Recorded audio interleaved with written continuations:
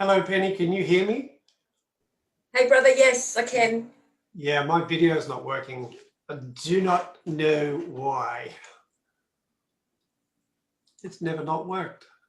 Oh, well, it has, but not for a while. Um, hmm, I don't know. Hang on, let me try something.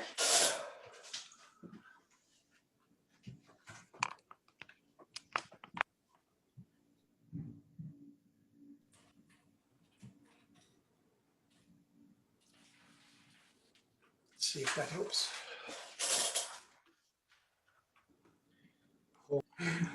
Oh, dear. It's pretty awesome. That was huge. All righty. Well, we will get started. So, I don't think, let me check on the chat feature. Hello, Belinda. Let me just, where's the chat feature? Why isn't that working? Nothing is working here tonight. Ah, there we go. All right, so nobody's waiting to get in. We shall get going.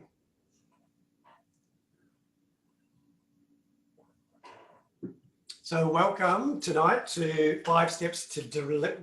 Oh, my brain's not working. Oh dear. Never a good idea to do 2 sessions in a row. 5 steps to deepen your relationship with your spirit guide. Now, this wasn't the topic that I chose. Somebody actually chose this in the group. So this is it's a good topic though. It's a very interesting one, and I think that for a lot of people they've got kind of the wrong idea around what this all means. So I hope to shed a new light on it and give you a 5-step process to help you to start to connect deeper with your guides. And yeah, so let's get started.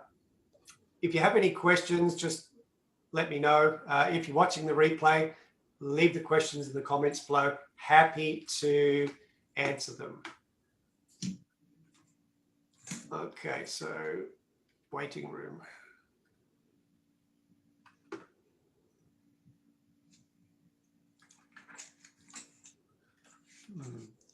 Wow, I don't know what's going on with Zoom tonight, but Zoom is really different. So there we go. Let the games begin.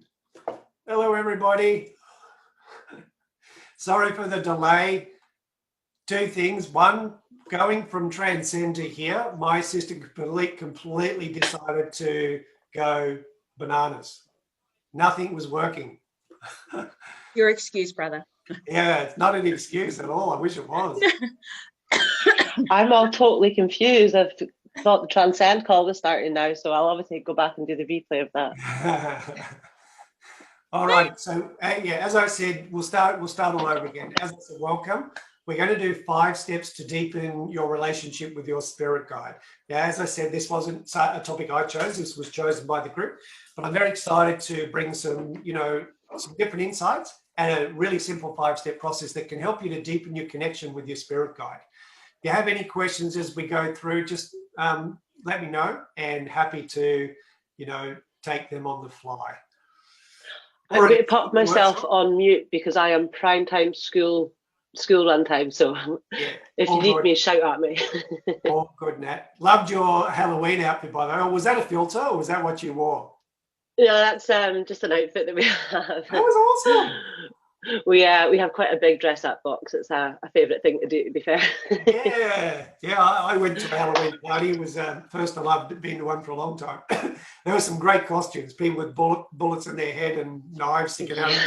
Lots of blood. It was awesome. Yeah. Some vampires. Yeah, definitely. Lots of Friday the 13th. I like scary Halloween outfits. I'm not down for the sexy nurse isn't scary, is it? It's not really Halloween, no. I need validation. I need attention. All righty. Yes, let's get started. So I want to start off with talking a little bit about spirit guides. Who's already connected to their spirit guide? Who already is aware of or talks to, communicates with their spirit guides?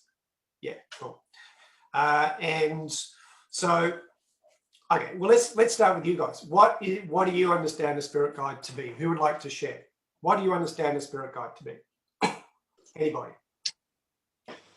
Sands, yes. Well, I believe it to be energy orbs. Energy orbs, yes, definitely. Yeah, spirit guides can certainly appear as energy orbs. I've I seen had them in three appear with me yesterday twice. I've got photographs. I was on a call to someone. Yeah. I was on a call to someone yesterday and they were like, Sans, I can see orbs behind you. So they actually sent me the photographs yesterday, the three of them clear as day. Yeah, I've seen them in some of your videos too. Yeah. Yeah, doing really good. Thank you.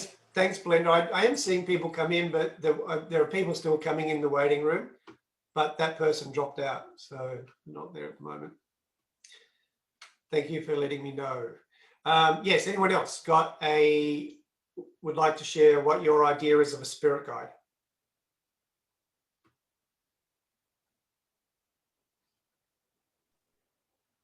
Nobody? Yes, Sister Vi.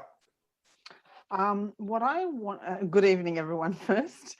What I wanted to share when it comes to spirit guide is, like, for example, one of my spirit guides, I actually have a beautiful drawing key of her that I connect with. And so so it's about connecting. Sometimes it's energy. Sometimes I actually feel their presence as well. And also it's just messages, signs. Yep. Like whether they're as in messages that I may see, kind of, like if I'm being drawn to look at something. Yep. That's how, like, some of my spirit guides actually connect with me. Yeah. So just depending on where I am and what I'm doing. Yeah. So yeah, all those things can are another way that spirit guides can communicate with us. Beautiful. Yeah. Sister Tia, you had something to share about spirit guides as well. The last one. Well, you'll be the last one. Oh, Vi already said it for me. Okay. Yeah. Thanks, sister. Right. Yeah. So basically, and look, for some of you, this might be a reframe around how you understand energy. I'm not by any means saying that you need to accept this as universal truth. It's just the teachings that I've had around spirit guides and my own experience. You all understand the concept of oneness. What does oneness mean? We are one. Yeah, everything No is separation. one. Everything is one. Everything and everyone.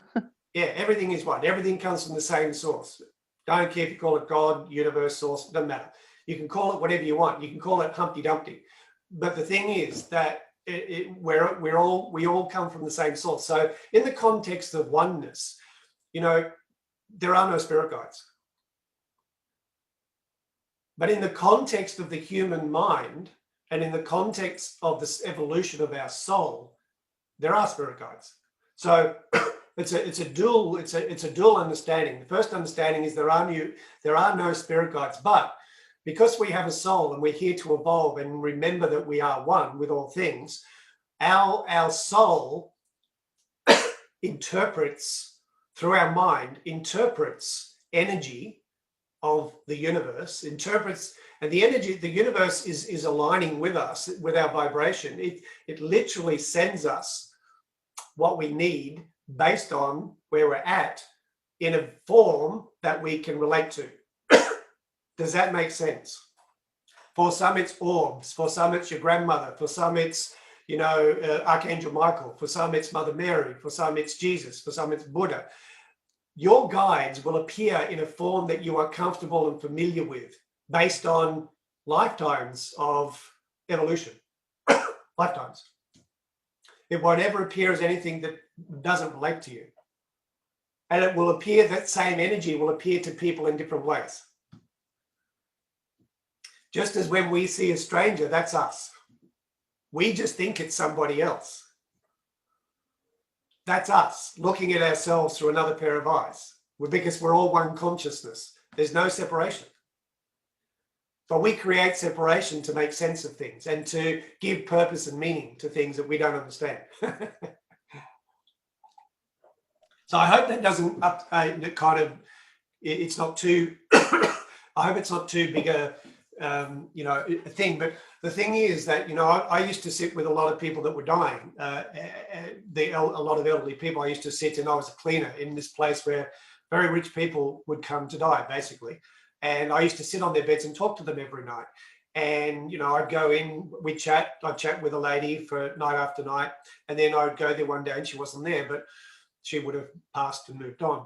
And I did this for several people, and I got to know them really well, and I heard their stories. And, a lot of them would say, I'd go in, and one lady that I was very close to, she would say to me, Michael, Jesus appeared at the foot of my bed this morning. And I would just listen, and I go, wow, that's amazing. I said, what did Jesus say to you? I wouldn't put her beliefs down. I wouldn't say she was wrong. I wouldn't go, oh, you're kidding, Jesus doesn't exist. I would just listen, and I'd go, what did Jesus say? And she was in a lot of pain. And she said, Jesus said that you're going to be okay. And she said, and he said to me, just let go. So Jesus appeared to her. She had a Christian upbringing. Does that make sense? Buddha didn't appear to her. Why didn't Buddha appear to her?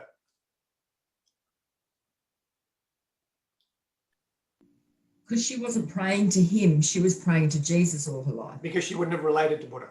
Yeah. Mm. And the reality is the universe appears in many forms, but they're all the same energy. It's all the same energy, just vibrating in a different way that aligns with where we're at.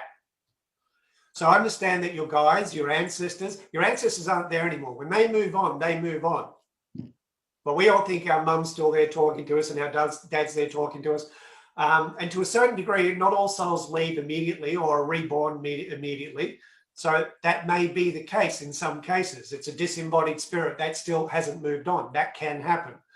But there are other instances where a form of your mum or your dad or your ancestors will appear, because that's what we need in our lives at that moment as a guide in our life. Does that make sense? Very powerful understanding. Very powerful understanding. Like, orbs as an example, orbs appearing. Orbs are dimensional, and orbs have, in some contexts, are related, have a deep connection to alien races. So in some contexts, orbs can appear because we've got an inclination, we have a history of that somewhere in our evolution, and that we relate to orbs. So San sees orbs where a lot of people would not even notice them, because they don't relate to it on their level of consciousness. Does that make sense? So that's the first thing to understand, that your spirit guides, and you can they will have names. You can give them names. They don't have names, but you can give them names, and that's okay. It's actually good to give them names, because then you have a relationship with them, and that's perfectly okay. So I'm not saying that it's not your grandmother. I'm not saying that it's not, Archangel Michael. I'm not saying it's not Mother Mary. I'm not saying it's not. To you it is, and that's perfect. Okay, that's perfect. You don't have to change that. That's perfect. I'm just giving you a deeper relationship to where that energy is coming from and why it's coming to us. Because the whole purpose of our guides are to do that, are to guide us through our lives. But here's the thing, guides are not allowed to interfere with our free will. So one of the laws, the universal laws around God, as I understand it, and has been taught to me, is that they cannot interfere with our free will, not without our permission, which we'll get to in a moment. It's one of the 5 steps. Not without our permission, which is why a lot of people aren't connecting to their guides, because they haven't given them permission. Perhaps at a subconscious level, they haven't wanted to. Maybe they're scared of that. Maybe they're scared of what they might see or feel or hear. A lot of people are scared of the unknown, and that's understandable. It's not for everybody. I got a friend, her guide happens to be an ascended master, and she was lying in a bed one night with her husband. She lived in LA at the time. She was lying in bed with her husband, and this guy, 8-foot guy, appeared at the front of their bed, at the foot of their beds, and she opened her eyes and saw him standing there, cloaked in this robe, but he had the universe inside him. So she saw him, she could see him as an outline, but he was actually made up of the universe. She saw stars inside him. And he told her he was an ascended master, and he was here to, they'd made a soul agreement to walk together in this life to awaken people around the planet. And she became a teacher.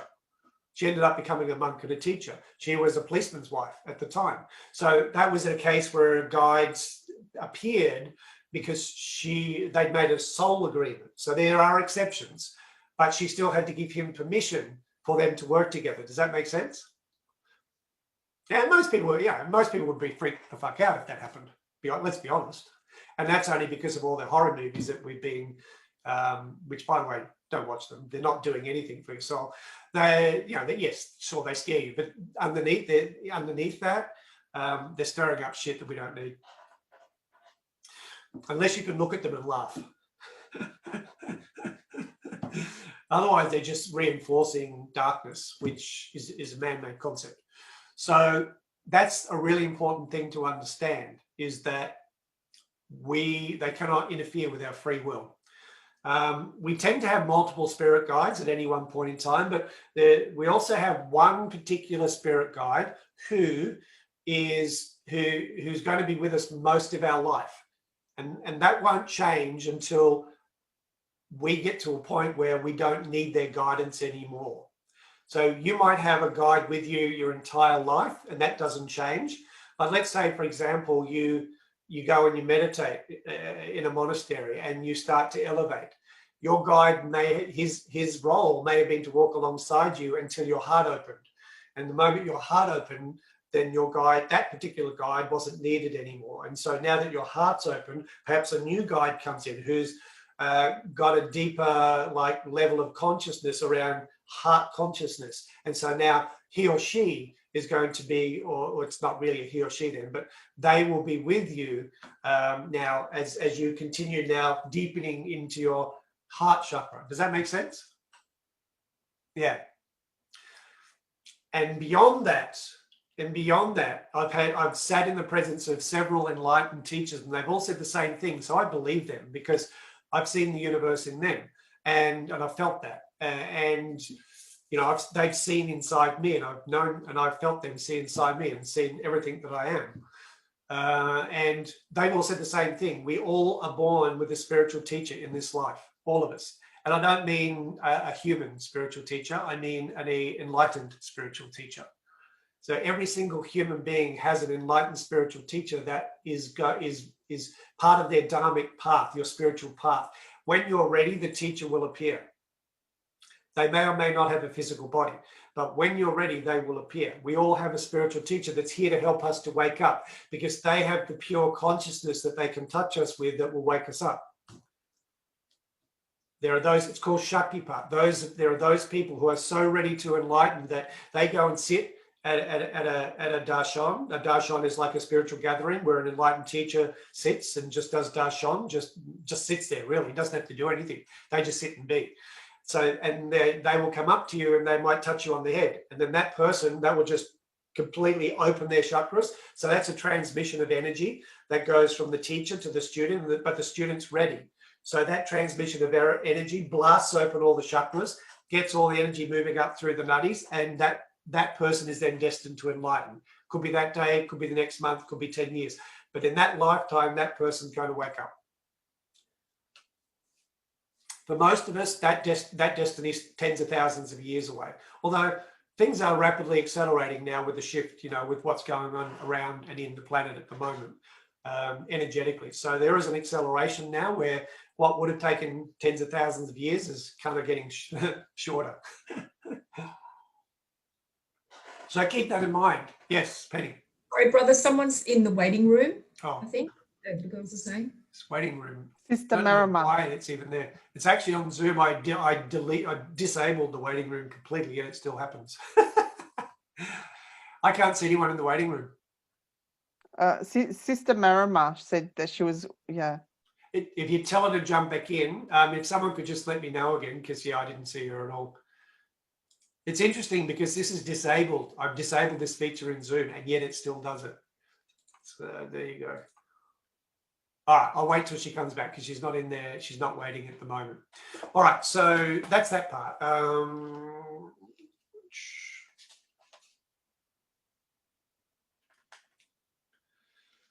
Let's take a look at my notes. All right, let's get stuck into the 5 steps. The 5 steps to deepen your relationship with your spirit guide.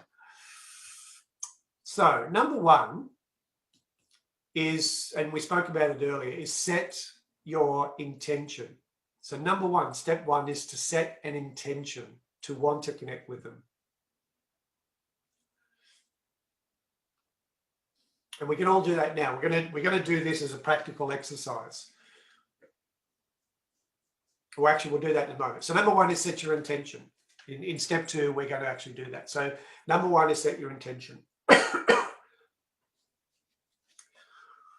And what I've got written here is that the more you focus on the intention to become consciously aware of your spirit guides, the more your spirit guides can receive that intention. And then, in a sense, that helps give them permission to start to communicate with you in different ways.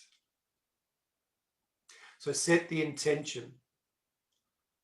And we're gonna add to that in a moment. So just right now in your mind, just put your hand on your heart. And if you really want to connect with your spirit guides, even if you are, it doesn't matter, you can still allow more. We can always allow more. You know, perhaps you want to just set the intention that you want to be able to, that, and not even that you want to be, just set the intention that I am open to receive the full awareness of my spirit guides here and now, to show me the highest path for my soul in this lifetime.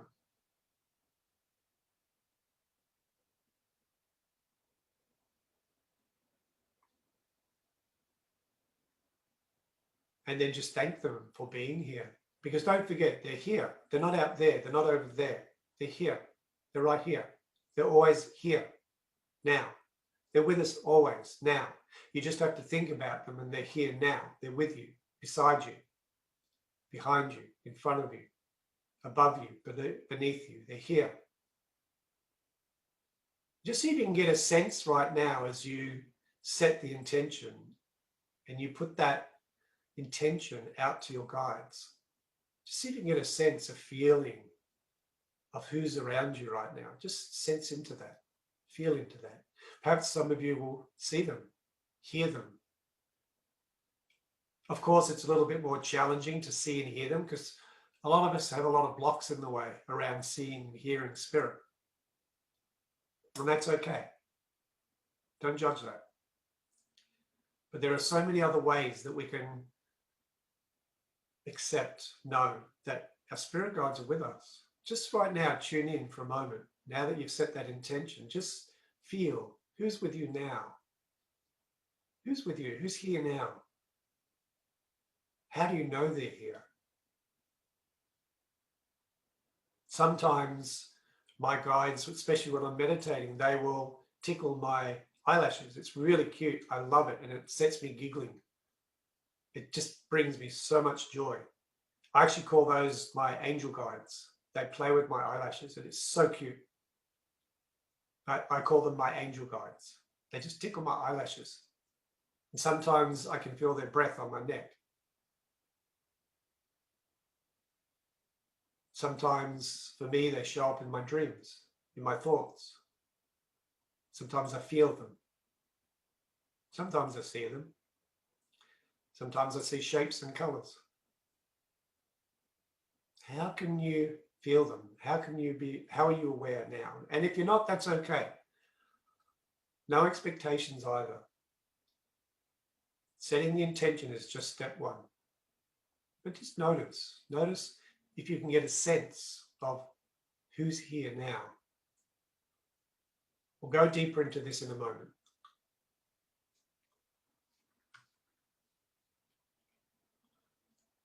All right. Step 2, the invitation. Step 2, the invitation. Give your permission. give your permission. So we've set an intention.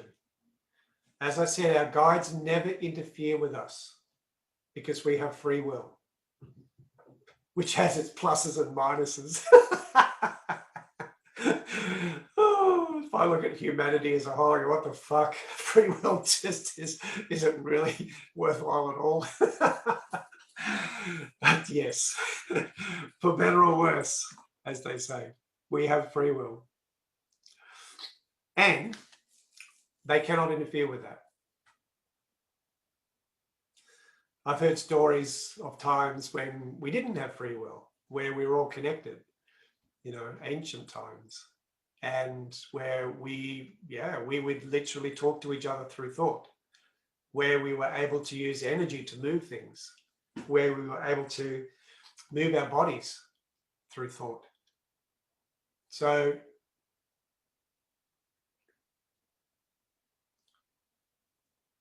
the question then arises, what is possible for our future? What is possible for our future? So set the invitation. So we're going to go through that exercise now. Remember that our guides can be right here in the moment. And the moment that if we need them and we call them, they'll be here because, of course, they're beyond time and space. So for us, things are linear, but for them, it's not. We just need to think. If we need help, they're going to be here because our energy will call them in that moment. And they're beyond time and space. So they're always here. They're always now.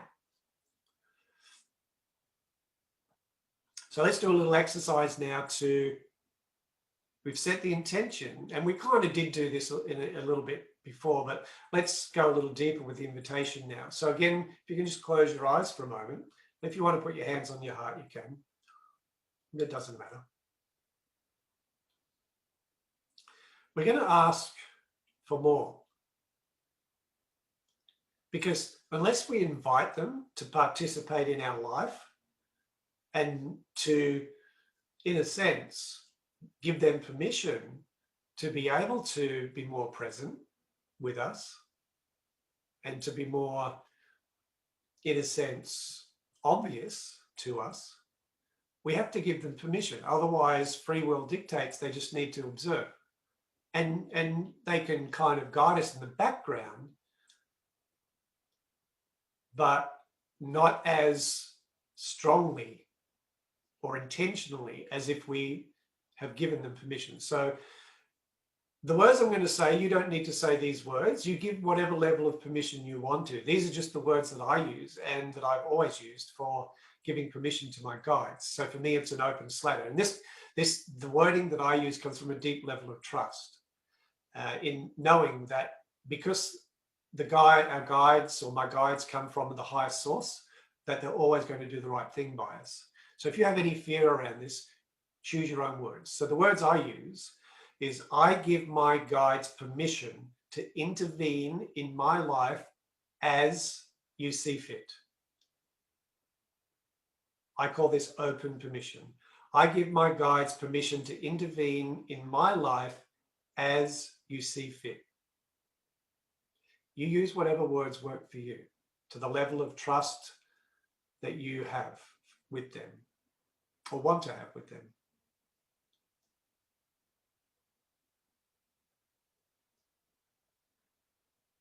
I know they're here to make my life easier, not harder. That's why I give open permission. I give my guides permission to intervene in my life as you see fit.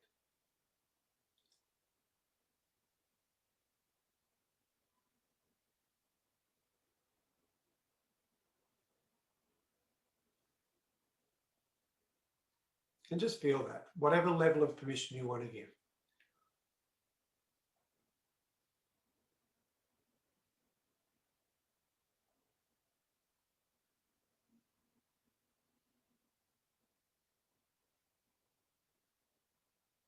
And again, those of you that are really aware or sensing your guides right now or guide, notice how they respond. Notice if you're receiving any messages around this.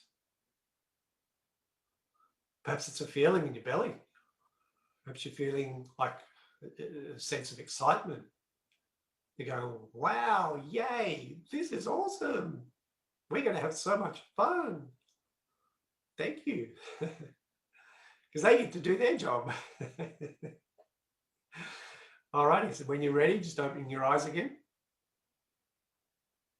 This is not going too fast for anybody? No? Okay. Sister Vi's off in heaven right now. I love that. You look so serene there, Sister Vi. You're just like, so like, oh yeah, I'm home.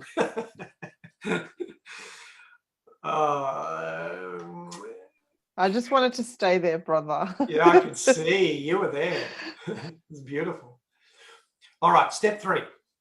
Step 3 is quiet the mind.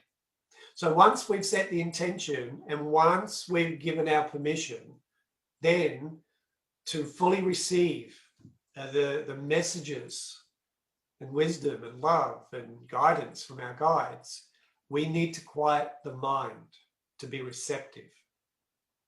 Step 3 is quiet the mind.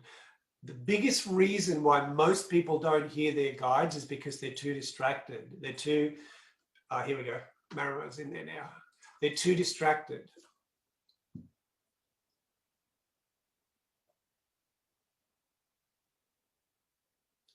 Hello, sister.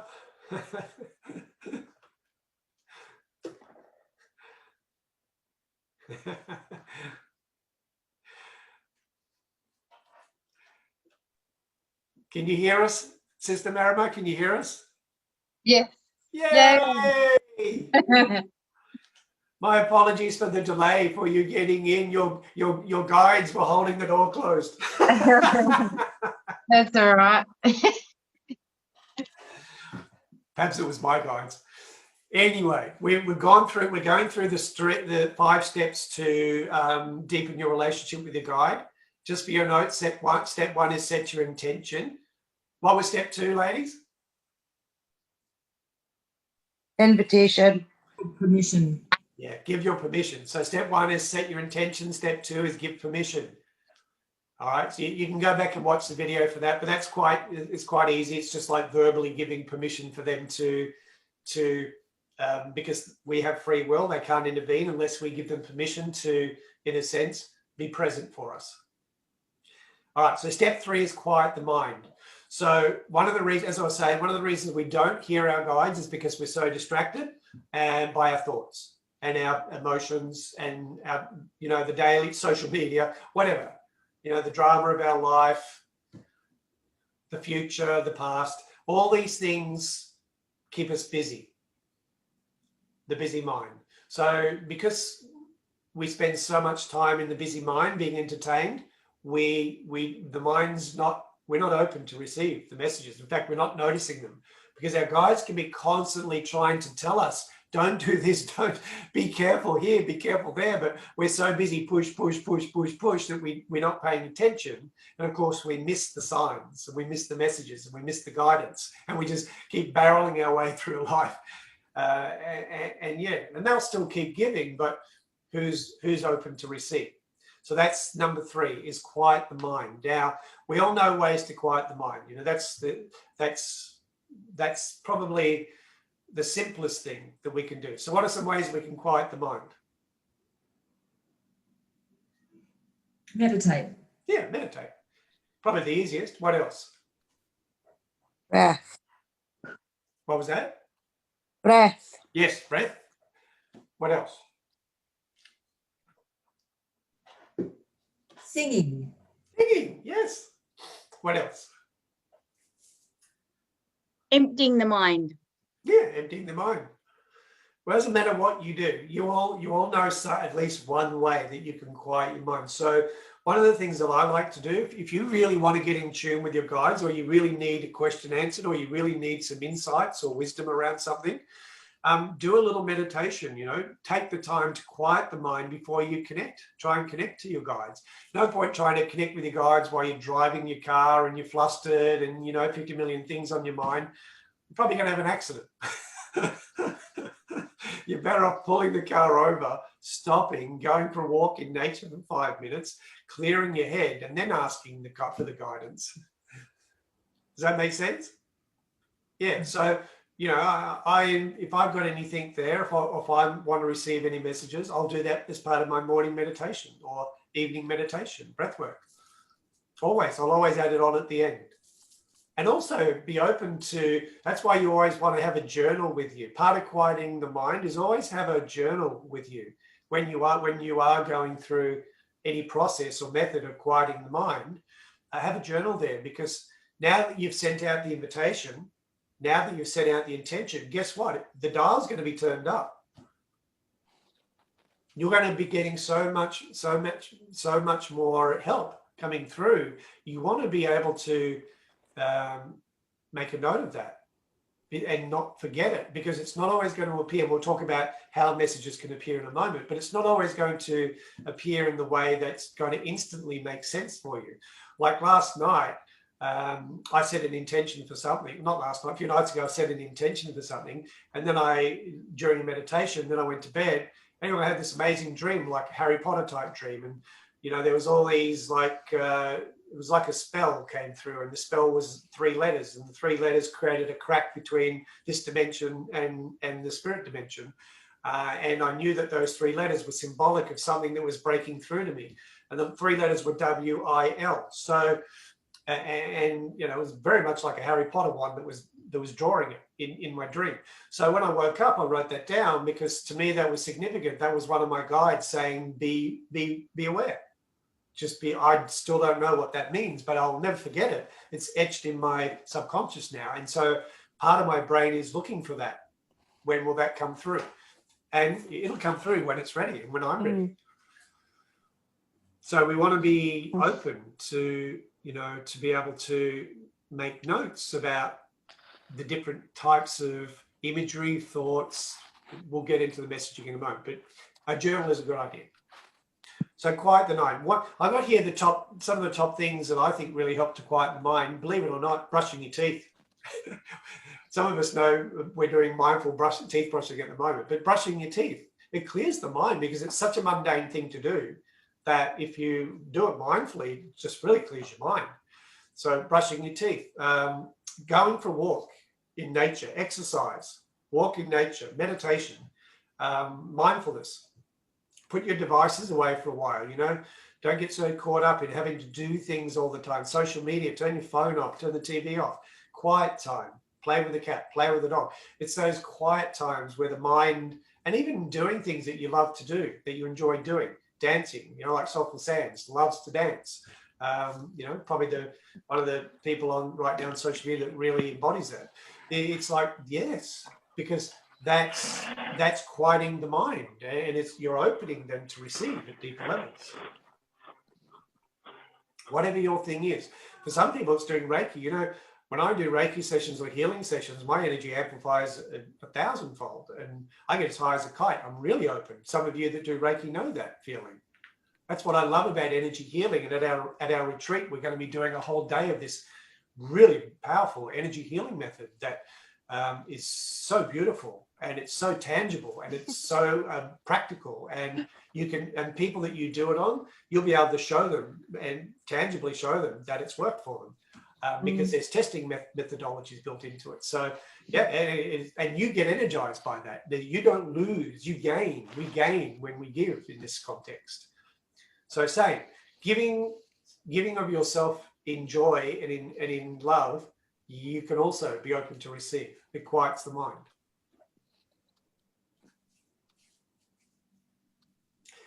Anything else that anyone else would like to share as another method that works really well for you to quiet? Some people it's painting. I know for a lot of people it's art and writing even. But what are some other ways that you know, and if you're watching the replay, put it in the comments. What are some of the ways that you currently, things that you do that help to quiet your mind? Anyone want to share? Sands, yeah? Grounding. Grounding, yeah. How do you ground? I take my feet off. I take my shoes and my socks off, or wherever. I go to the beach. Yeah. And just get to the sand or the water, and I do 22 breaths. Yeah. Love it. Powerful. Yeah, grounding is awesome. What else? Anybody else? Yes, Sister Vi? I just need to be near water, brother, and just sort of just watch like the waves come in or the waves go out, or just the water come in and water come out, and I'm right there. Yeah. Yeah, that's really just yeah. For some reason, water really can just really sets me in my space. Yeah, I get that. That's beautiful. Mm. Anybody else? Tash? Haven't heard from you yet.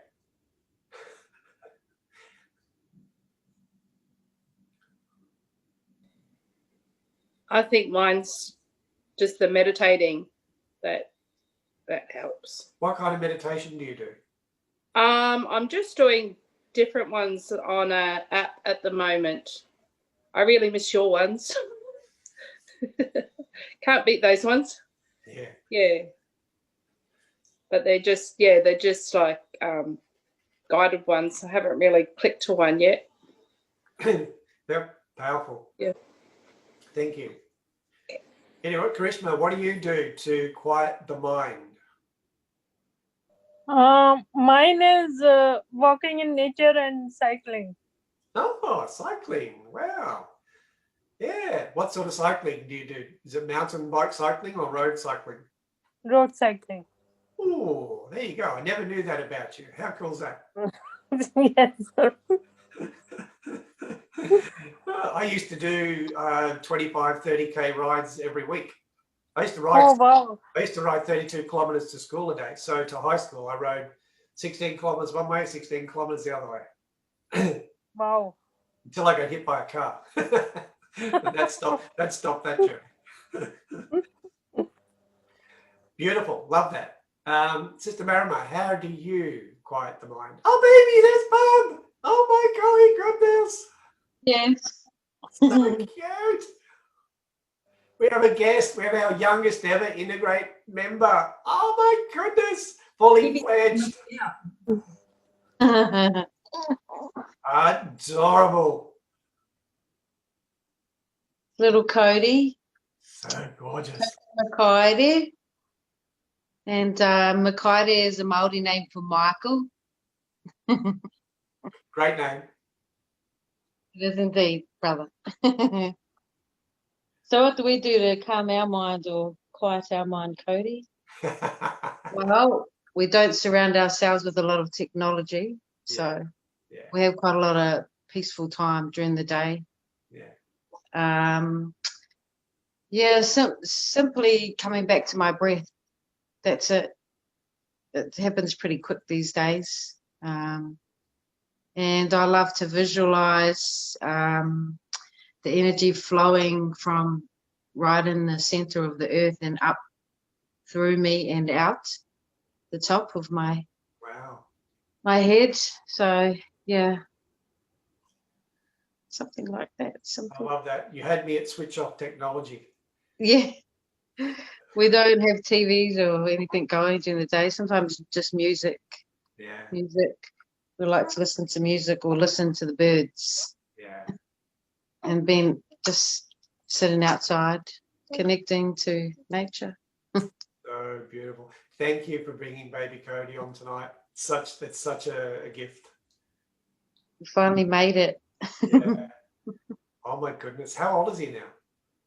6. Oh, he'll be almost 7 weeks. 7 weeks.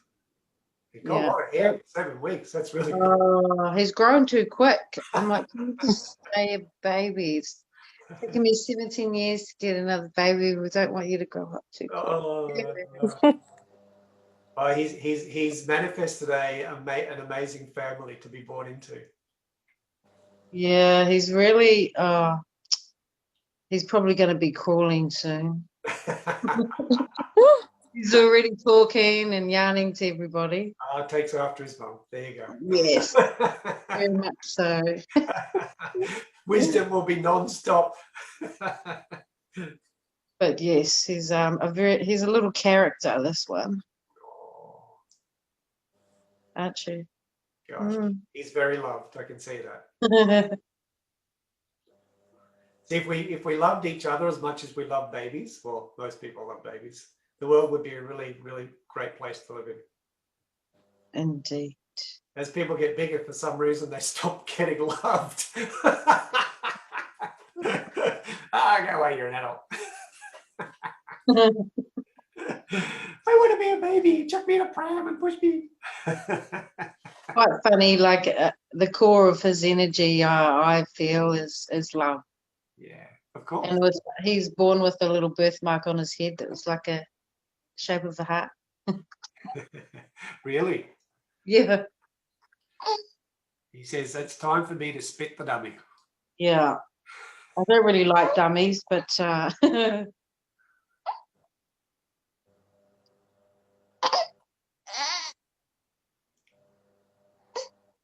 say hello to everybody.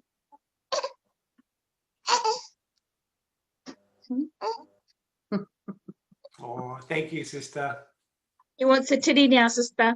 Oh, probably. He sometimes thinks he's got to stay on the titty all day, and I was like, well, we can't do that all day, can He we? says this plastic dummy thing just doesn't do the job. Yeah, I don't really like them either. They're not that fun, are they? Oh, precious. We'll put ourselves on mute and we'll sit here. We'll watch everyone, eh? Deary me, I love it. All right, so step 3. Yeah, so obviously we've got a few ways that we can quiet our mind. So I always recommend, if you really want to connect to your guides, do something to help calm the mind so that you're more receptive and open to receive the message. The other thing I want to add to that is that if you think about it, like when our mind's busy, imagine that we've got this thread that connects us to our spirit guides. To me, that thread, if we're busy, our mind's busy, that thread gets kinked like a hose. It gets kinked, and the messages coming through the connections, the lines of energy that we have with those guides, you know, they're going to be, they'll be broken or disjointed because of those kinks. Now, I'm not saying that there are lines and threads connecting us, but it's a good visual of when we have a busy mind. You know, we've got kinks in our receptive system, that in our sense, because we receive information at this level through our senses, and so a busy mind takes us away from being open. Those receptivity centers, those receptive centers, get blocked, kinked, in other words, they get blocked. So the more open we are, the more our more receptive we are, and our mind is quieter and calmer, then, you know, the hose is unkinked. Those lines of communication are open and not kinked. So I like the visualizations of that, because then we can visualize that we've got these beautiful, like, telephone lines. I see it as a telephone line going from us to our guides, and that's how we can receive, you know, and these telephone lines are like optical fibers. So we can receive visual, auditory, you know, all sorts of imagery, sounds. So it kind of opens it up to receive it in a much more third dimensional way. The more third dimensional that we receive messages from our guides, the quicker we're going to be able to use that information. Alrighty, step 4. Ask for messaging or message reinforcement. Ask for message reinforcement.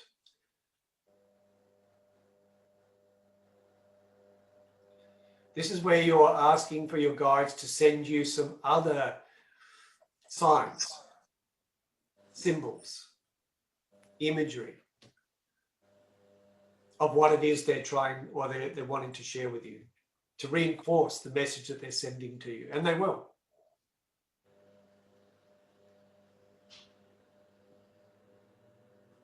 But our job is to get clear about how the messages are being shared. Our job is to get clear. We have to work out the symbology, the messaging. It's going to be different for different people. Some people that I know that are really deep meditators, they receive sacred symbols as their messaging. and they work out what the sacred symbols mean to them. They talk to me about these sacred symbols. I just have no clue what they're like. They're talking another language, you know, like they're literally talking a different frequency of language that I'm not connected to. Well, I might be, but I'm not aware of it. But I listen in fascination to their conversations that they have when they talk about the sacred symbology and the multi-dimensional meanings that has for them. But that's, you know, where they're coming from. That's where they're tuned into.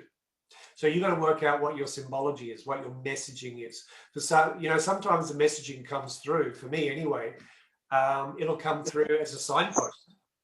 You'll be driving, you know, you put out a message, you've got something that you've been wondering about or you're curious about or you're looking for a deeper kind of understanding of, and all of a sudden, you know, you might see something pops up on your social media 3 or 4 times. That can be messaging.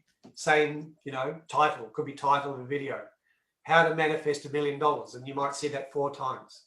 4 times. You weren't even thinking about, you might have been thinking about, yeah, there must be some other ways I can make some more money in my life. And now your guides are helping you. You just had the questions, the subconscious question. And guides are helping you. They show how to manifest $1 million. That's what I mean. You've got to work out the symbology. I pay attention to messages from people. So it could be your aunt. Your aunt rings you up one day and says something to you. There could be a message in that for you. It can speak through, your guides can speak through your relatives, your family, your children, your dog. Your dog goes and knocks over your favorite cup and shatters it to 1 million pieces. That takes you to a new store. In that new store, you find a beautiful new cup and you're talking to this person at the store and you create a relationship with that person. You become lifelong friends. That was your guides leading you to the store to create a lifelong friend. You didn't know that that was the friend that you needed, but there they are. Does that make sense? We've got to pay attention to the signs instead of dismissing them. Nothing happens by accident. We are creating it consciously or unconsciously. So we need to pay attention to the signs.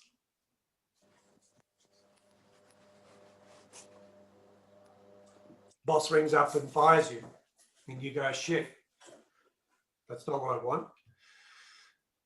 But your guides are helping you. There's something else for you to do. You haven't been paying attention. That's a sign.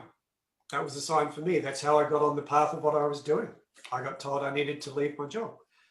I didn't get fired. I got made redundant. Same thing. The only difference is that, you know, it doesn't say fire on your on your slip of paper. It just says fuck off and here's your pay. So, but that's what led me to get started working for myself. I wasn't ready. I wasn't going to do it. I was making really good money. In fact, I was in the best position I'd ever been in. And then all of a sudden, rug pulled out. That was my guides. No, that's not where you're meant to be going. Stop.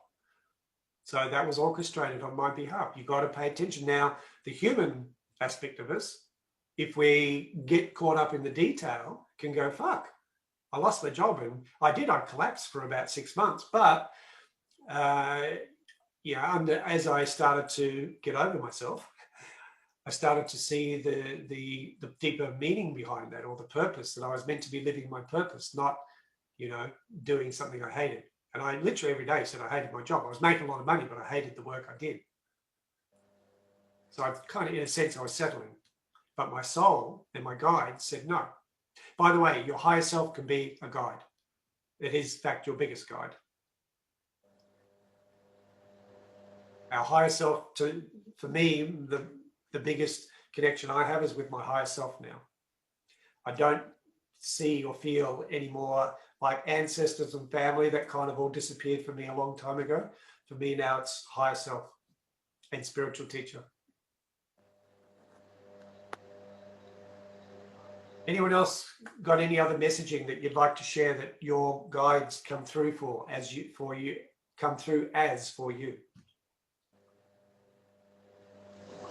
Yes, Sam. Repetition of specific number. Okay, yeah. Yeah, exactly. 22 and 333 Yep. are the main. Yeah, numbers can be a huge messaging system. Yeah, you've just got to work out what those numbers mean for you. Yeah. Yes. And what else?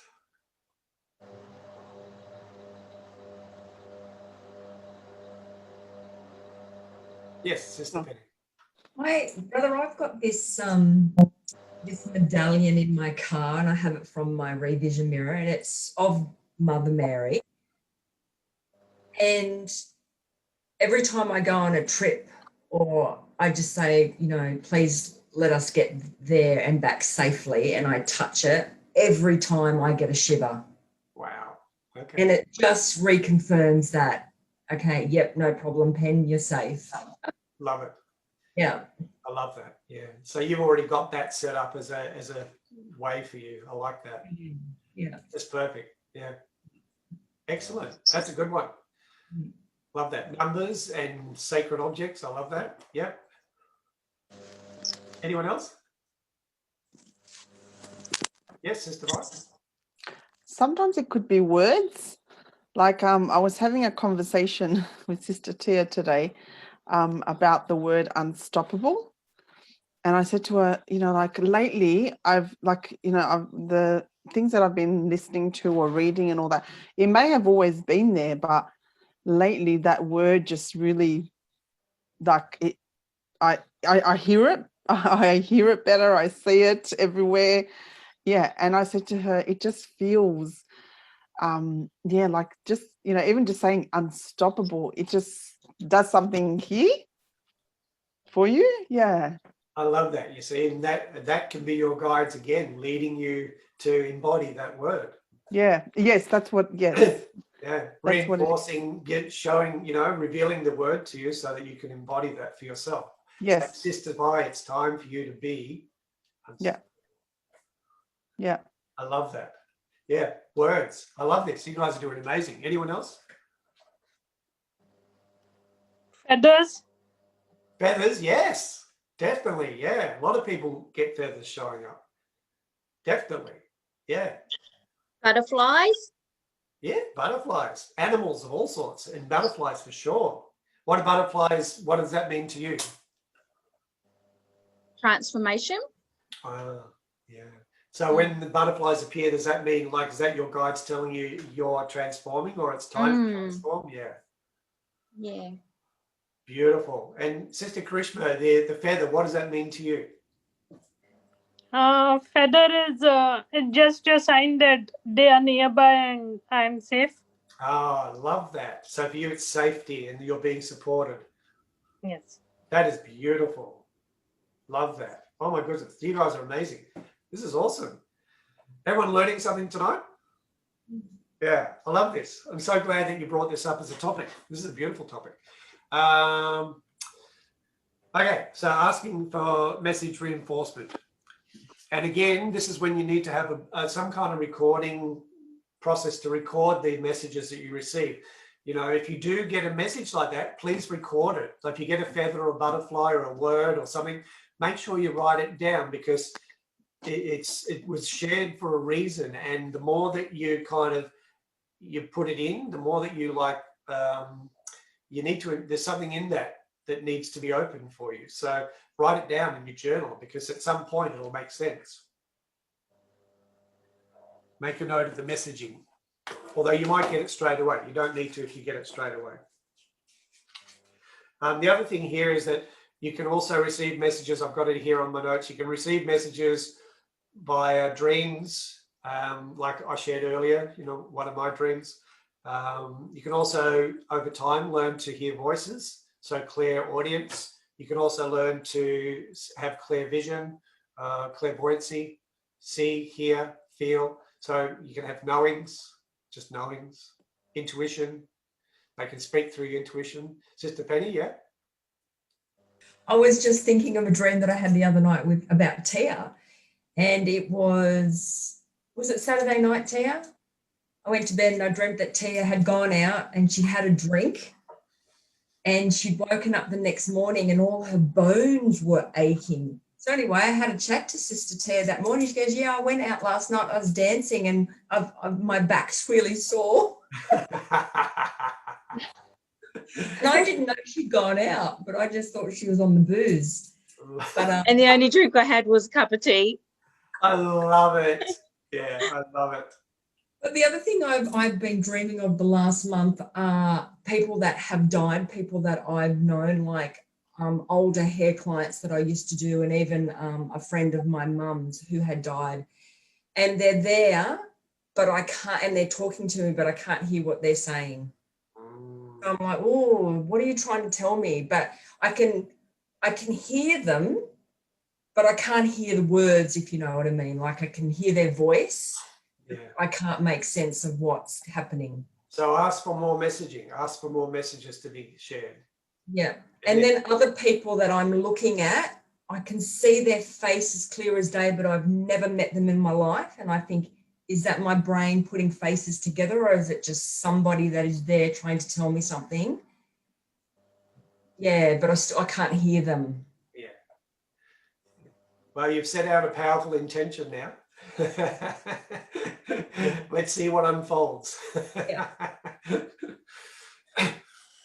Okay, so step 5, the last of the steps, is to stay present or be present. The more present you are to the physical reality, because our guides share mostly through our 5 senses. So the more present we are to our physical reality, which is why mindfulness is such a great tool, is it's easier to read the signs when they're given to us. Some signs are more obvious than others, but in the meantime, we need to be really present to the signs, like you just said, Penny, the signs of you're seeing faces, but you can't hear what's being said. So there's, there could be a whole bunch of messaging behind that. So you need a bit more clarity. It could be, your guide saying, Penny, you're really being asked to do something by spirit, but you're not listening. That could be one message. So then you can ask, the question is, where am I not listening? What am I not open to hear right now? What am I not really hearing? That's, I need to hear, that I really need to be present to. So there can be many layers. So be open to the messaging and start to really, that's when, for you, obviously it's the hearing thing. It's like, how can I be more present to listening? And that can come through other people talking to you. It could be Sister Tia talking to you. It could be me. It could be Evie. It could be your partner. It could be anybody. Really try and listen to what's being said rather than analyzing what's being said.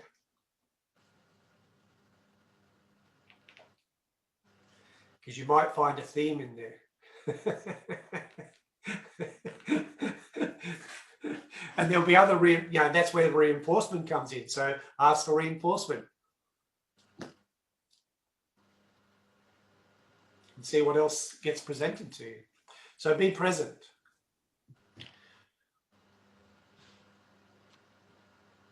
So the way that I like to think about that is when you're meditating, or when you have the quiet mind and you're asking, you're putting out and you're listening, or you're present, when you get up from your meditation, it's probably best not to go rushing back into the day, because you've just put out there, hey, I need some guidance around this, and they're trying to help you with that, but now you're back in busy mode.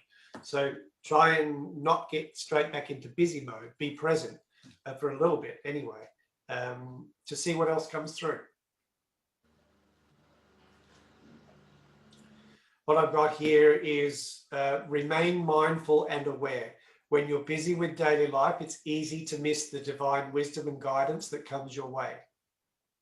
I'll read that again. Remain mindful and aware. When you're busy with daily life, it's easy to miss the divine wisdom and guidance that comes your way. It can be, sometimes it's so subtle as a shift in energy. It's just a subtle shift. The wind may blow a certain way. You might have a certain feeling. That might then give to you a certain thought or thought stream or imaging. It can be so subtle sometimes.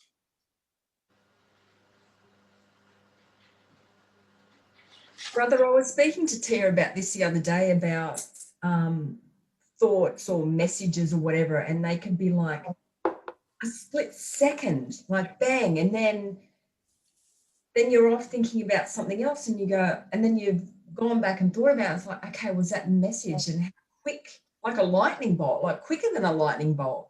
And it's really being aware of that thought or that message. And I'll give you an example of that. This is a pretty, like, I lived in Hawaii for 6 months, and this is a few years ago, and I had a love affair with the whales and dolphins while I was there. So every day I swam with the dolphins in this little private cove where no one went. The tourists didn't know about it, thank fuck. And there was just me and like a few other locals. So we swam with the dolphins for about 3 or 4 hours every morning from 6 a.m. Anyway, the whales used to be out about probably about half a mile out from the dolphins were the humpback whales, and I could hear them underwater all morning going, "Woo," and it would just penetrate through my entire body. But anyway, I didn't realize until like, anyway, we have this, I'm trying to explain it best I can, but we have inside all of us, most of us, there's this, it's called a subconscious death urge. So people that smoke, as an example, I'm not bagging smoking, but people that smoke, that is a subconscious death urge, because we know that smoking can kill, and it's like a slow suicide. So as is alcoholism, as is drug addiction, as is anything that's not healthy for us. It's called a subconscious death urge. And a lot of people have, some people have this stronger than others. Now, I wasn't aware of any subconscious death urge I had at the time. I was loving life. I was living in Hawaii, making good money, in service, swimming with the dolphins every day, fittest I'd ever been, happiest I'd ever been, in love with life. And yet, one day, as the sun was setting, I saw the whales closer in towards the little cove. And there was a guy sitting on the beach with a canoe like a surf canoe. And it just jumped into my head to go out and borrow the canoe, go out and see if I could paddle alongside the whales while they were still light. And anyway, I had this voice inside me go, no. But this subconscious death urge was so strong. My guides, I believe, were saying, you're a fucking idiot. Whereas I had this subconscious death urge, which I wasn't. I was just like completely compelled and overwhelmed to go do this. My ego took over. So I went up to the guy, I didn't even know him, said, can I borrow your canoe and go out there to just paddle with the whales? And he said, sure. They were very friendly in Hawaii. So off I went, and the sun's going down and down and down. The waves started to come up. I got out, and the sun was just over the horizon, and the whales decided to go further out. So now the whales were twice as far as when I left. So now I was a mile out of shore, and the sun had gone down. The waves had come up, and a storm had come in. And I just went, fuck. I was literally, all I could see was a tiny little dot of light back on the shore, and I was a mile out to the ocean. And I thought, holy fuck. And I was exhausted by now. I was so taken over, so it was a compulsion. It was just a subconscious urge to do this. And I started rowing back in. The waves got bigger. They got to about 6 or 7 feet. They were tall, like 3 meters. And I'm coming back in. I thought, don't capsize, don't. Because if I capsized, I was fucked. There was this massive reef as I was coming back in. Coming back in, I was trying to catch a wave to get all the way into shore. So I was about half a mile into shore. This massive wave came up, and I turned to try and catch it. And of course, it took me in the boat and threw me. And I hit the coral reef. I got bounced around on the coral reef. Boat went wherever it went. And I just bounced along the bottom of the coral, and I just felt cuts and shit. And it was pitch black, and I was still like half a mile out. And I was down there, and then this voice said to me, and I was just down there, and I'd swallowed water, and I thought, I'm fucked, I'm dead. That was literally my thought. And this voice said, kick up, breathe, swim. That was it, 3 words, kick up, breathe. And I thought, kick up from what? I thought, I was just dead. To me, I was dead. That was it. I couldn't breathe, swallowed water. I was tumbling under the water. Waves were pounding. And yeah, I'd given up. And this voice said, kick up, breathe, swim. Okay. So I kicked. I couldn't feel the footing. I kicked. And I burst up through the water somehow, took this huge breath in. And then all I could do was, I had no strength. So I just did my breaststroke.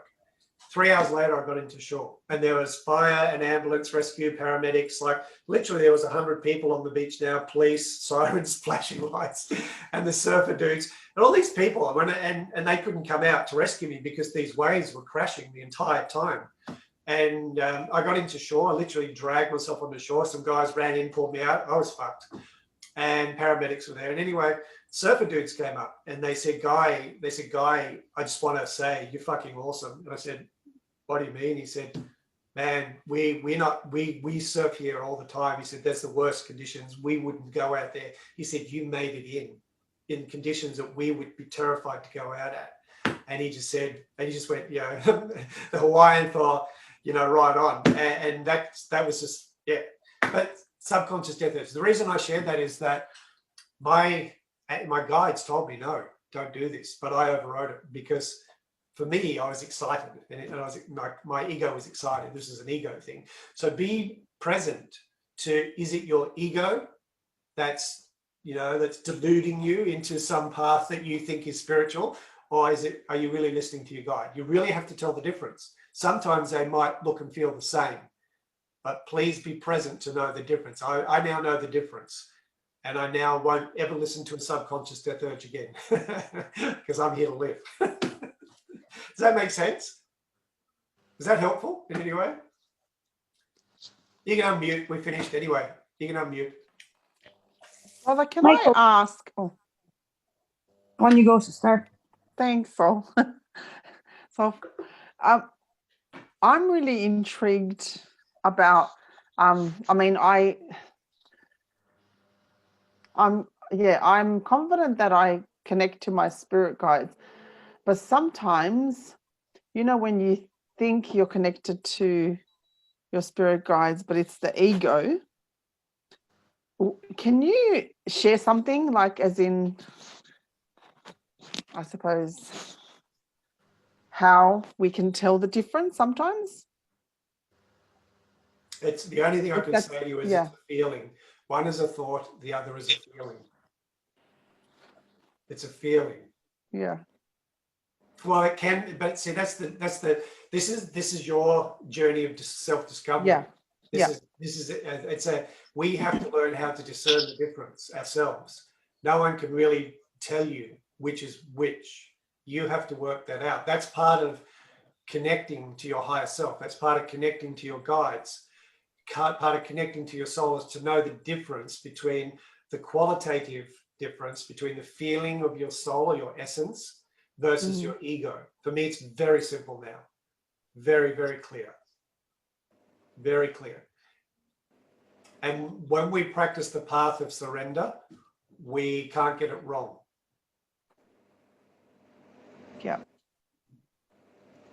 So the only answer I can give you is if you feel like you're pushing it, it's probably not your soul. It's probably not your guides or your soul. If you're pushing anything, if you're pushing to make something happen, that's your ego. Always. I pushed to go out there and see the whales.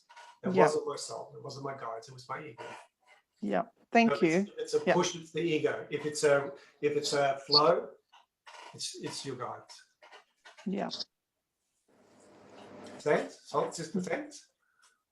Kind of weird. I was sort of looking at the same kind of thing, but does it just come back to just trusting self and knowing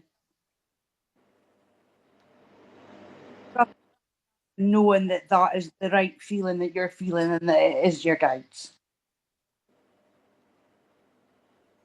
Yes, trust plays a big part. Okay. I would say trust plays a bigger part than feeling. Okay. Thank you. But then, you know, but then ask for reinforcement. Ask for reinforcement. Like we said in step 4, we were step 4, ask for reinforcement. If you're not sure, ask for reinforcement. Ask for more messages.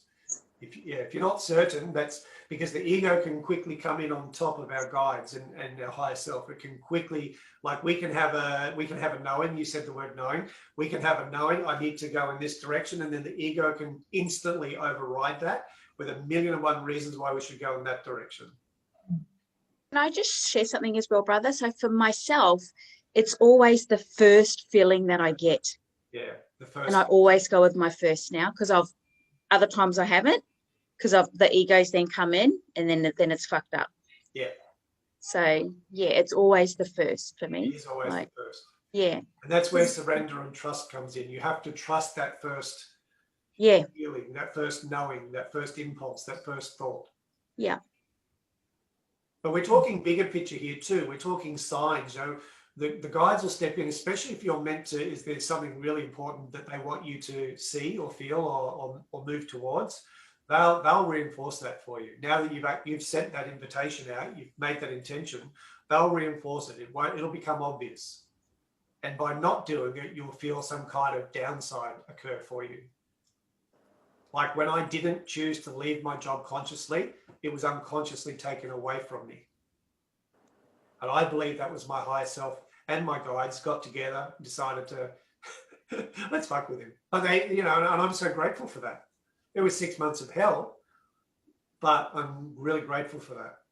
I would probably still be in that job because I'd settled. Not always easy to walk a spiritual path. We might say that we're here to do what God wants us to do, but then when it comes, it's like, yeah, but I'm making good money. I was working for an airline. I got to travel the world for $120. I got to stay in 5-star accommodation. I lived the Playboy lifestyle. Why would I want to give that up? Oh dear, it certainly wasn't part of my spiritual path.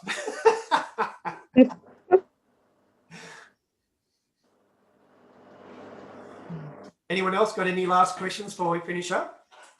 Yes, Sister Marima. And baby Cody. Hey, Cody. We're a little bit better now. We've had a boob. I just wanted to do a bit of sharing. So a lot of my imagery or connection to my guides, it comes through various ways, like everybody's, through dreams, through a conversation. And how I've come to understand my messaging is kind of like a puzzle.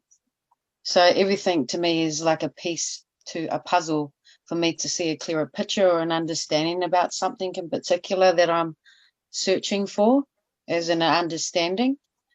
Could be a topic or something that's going on with somebody or so forth. So it comes in many different ways. And a lot of ways that I feel my guides trying to advise me is I get a feeling in my gut, like a butterfly type feeling. And especially when they're trying to tell me to be cautious or not to do something or to go somewhere, is very quite strong. And like you, Michael, I've overrode that a couple of times in life and ended up in some, deep waters, so to speak. And so one particular story, not a great one, but one that I've learned from, obviously, messaging come through my daughter. And she tried to, warn me to say, we shouldn't go there tonight, Mum. But I didn't listen. And that was also me not consciously choosing to leave a relationship that was unhealthy. So I was forced out of that in a not so good way. Over the years, I've come to try and, to trust more and surrender to all the different ways that they find a way to communicate to me, sometimes in the form of pictures in the clouds or music that comes on the radio or things pop up on Facebook. I might have been just having a conversation and it just happens just like that. And I'm like, okay, there's the answer. And just like you, Sister Tia, my first thought, I've had a, trust issue relationship with myself, not just double guessing, always second guessing myself. And when I don't go with the first thought or the first feeling, then it ends up going a bit crooked about what the message was. So I too have come to trust whatever the first thing that comes to my mind, that's what it is. That's the guidance. And also sometimes when I'm trying to ask for, what was the word you used, Michael? Is it like maybe confirmation? Reinforcement. Word, I think. Reinforcement. Sometimes that I'll get a tingling feeling down the side of my face, like an energy, like just a brush or something like that. Yeah. So my gut instinct or the gut feeling is a strong one, especially in caution. It could be even simply driving in the car with maps on and, okay, we're meant to go a certain way at a certain time and our journey's been changed for some reason, and only to find later there's been an accident on the way that we were meant to originally have gone, or it's happened behind us. So, I've started to come to understand that just trusting and going with the flow, even if I've got certain plans and it doesn't exactly work exactly how I thought it was going to, there's a reason. So, yes, that's my bit of sharing for this evening. Thank you. That's beautiful. It's great wisdom. Thank you for sharing that. Yeah. And look, I think the message is clear. Trust your first impression, impulse, thought, feeling. But the other thing I want to share as well is that, to finish up, is, you know, if you're going through something, you're feeling sad, despondent, disconnected, lonely, lost, you know, whatever, you just feel like you need support, your guides are there for that too. Again, it's the same process, you know, intention, set the intention, ask them for support, and then quiet your mind and let yourself feel them hugging you, giving you love. You know, if we can be open to receive love from our guides and our higher self and the angels and those beings of light that are here to support us, they're always there for us and they're always giving us this support. But we're not receiving it because we're not present to it. We're not allowing ourselves to receive it. So I would work on, my big takeaway, the last piece of this puzzle is, be open to receive more love from the universe, from your guides, and the universe meaning your guides, your angels, your ancestors, your you know, your spiritual teachers, the beings of light and love that are there to support, protect, and help you to evolve. Let them in. That's what I want to leave you with. Let them in. Focus daily on letting them in. If nothing else, but you receive more love into every cell of your body every single day. What is that going to do for you in your life, do you think? Regardless of any other messaging, how would that impact your life if you've got this endless resource of love and joy and blessings and miracles being sent to you, and all you've got to do is open your heart to receive that? How would that be? Can everyone feel that? We all think we've got to do it on our own. No. And yes, we need the support of other people too. We're here to do that and to enjoy that. But other people have limited resources. Our guides don't. Other people have got their stuff that they're trying to deal with too. So if you're ever feeling a lack of love, be open to receive more love. Let yourself receive more. Let it in. That's the answer. And all the things we spoke about tonight are ways that we just can allow ourselves to receive more love. At the end, it's all love. So I'm going to leave it with that because we're at an hour and a half. Well, a little less because I was a little late. Thank you for being patient. I double booked myself and I didn't quite make it in time, a few minutes late, but anyway, it all worked out. Everyone have a good session tonight. Let's just, what I'm going to do is, I'm going to pause the recording now. So if you're watching the replay, I'm going to pause the recording so that we keep it at an hour and a half. And then I'm just going to go through and see what everyone got out of tonight's session, the big takeaway. So I'm pausing the recording.